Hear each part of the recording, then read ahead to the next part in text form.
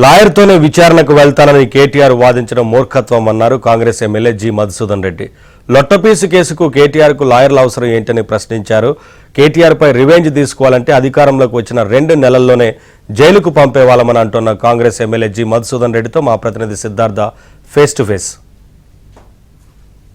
కాసేపటి క్రితం కేటీఆర్ ఏసీపీ విచారణకు వెళ్లారు. అయితే తన లాయర్తో పాటు లోపలికి వెళ్తానని కేటీఆర్ చెప్పాడు. దానికి అధికారులు ఒప్పుకోలేదు. అసలు లాయర్తో కలిసి లోపలికి వెళ్ళొచ్చా వెళ్ళరాదా అనే విషయాన్ని మనతో మాట్లాడడానికి కాంగ్రెస్ ఎమ్మెల్యే అడ్వకేట్ కూడా అయినటువంటి జేఎంఆర్ మనతో ఉన్నారు. ఆయనతో మాట్లాడదాం. సార్, ఒక అడ్వకేట్గా చెప్పండి, కాసేపటి క్రితం ఏసీబీ విచారణకు వేయండు కేటీఆర్, తన న్యాయవాదితో కలిసి లోపలికి వెళ్ళడం తన హక్కు అని ఆర్గ్యుమెంట్ చేశాడు. అసలు వెళ్ళొచ్చా అడ్వకేట్ని పట్టుకొని?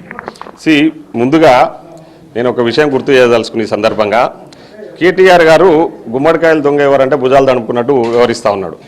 ఆయన నిన్నమన్నా మీరు పేపర్లలో కానీ టీవీల ముందు కూర్చొని ఎలాంటి పొంకనాలు కొట్టినా మీకు తెలుసు. అదొక లొట్టపీస్ కేసు, ఆ కేసులో ఏముందని చెప్పేసి విచారణ చేస్తారన్న వ్యక్తి ఈరోజు మరి ఎందుకు భయపడి లాయర్లను ఎంబడబెట్టుకొని లోపలికి పోతా ఉన్నాడో మరి ఆయననే సమాధానం చెప్పాలి.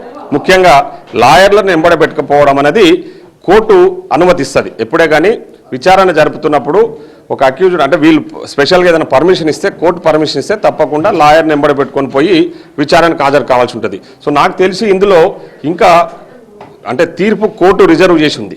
కోర్టు తీర్పు ఏమి ఇవ్వలే. ఎంక్వైరీ కోసం ఆయన తప్పు చేయనప్పుడు, ఆయనకు అన్ని విషయాలు తెలిసినప్పుడు, ఆయన ఒక ప్రజాప్రతినిధి కాదు, ఒక మంత్రిగా పనిచేసిన వ్యక్తి, ఆయన సామాన్య వ్యక్తి ఏం కాదు కదా. అంటే లాయర్లు లేకపోతే ప్రభుత్వం కానీ, ప్రభుత్వం తరపున ఉన్నటువంటి పోలీసులు కానీ వాళ్ళకి ఇష్టం ఉన్నట్టు రాసుకుంటున్నారు అనేది వాళ్ళు చేస్తున్నటువంటి అలిగేషన్. గతంలో పట్నం నరేందర్ రెడ్డి విషయంలో కూడా ఆయన అననటువంటి విషయాలను రాసేసుకున్నారు. ఇలా కేటీఆర్ విషయంలో కూడా ఆయన విచారణ జరిపిన తర్వాత ఆయన స్టేట్మెంట్ ఇచ్చారని, ఆయన చెప్పలేని విషయాలను కూడా రాసుకుంటారు అనేది వాళ్ళు అనుమానం వ్యక్తం చేస్తున్నారు. సార్, అది పూర్తిగా అవాస్తవం. ఎందుకంటే ఎంక్వైరీ అనేది చాలా ట్రాన్స్పరెంట్గా జరుగుతుంది, అర్థమైంది. అదంతా కూడా రికార్డ్ అవుతుంది.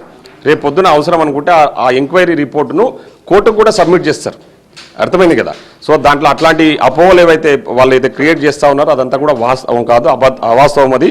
ఎందుకంటే ఇప్పుడు ఈరోజు జరిగిన ఏదైతే అవినీతి ఉందో, మీరు రేపు ఫార్ములా 1లో జరిగిన అవినీతి పైన ఏసీ వాళ్ళు క్వశ్చనేర్ ప్రిపేర్ చేసుకుంటారు. ఆ క్వశ్చనేర్ మిమ్మల్ని క్వశ్చన్ చేస్తారు.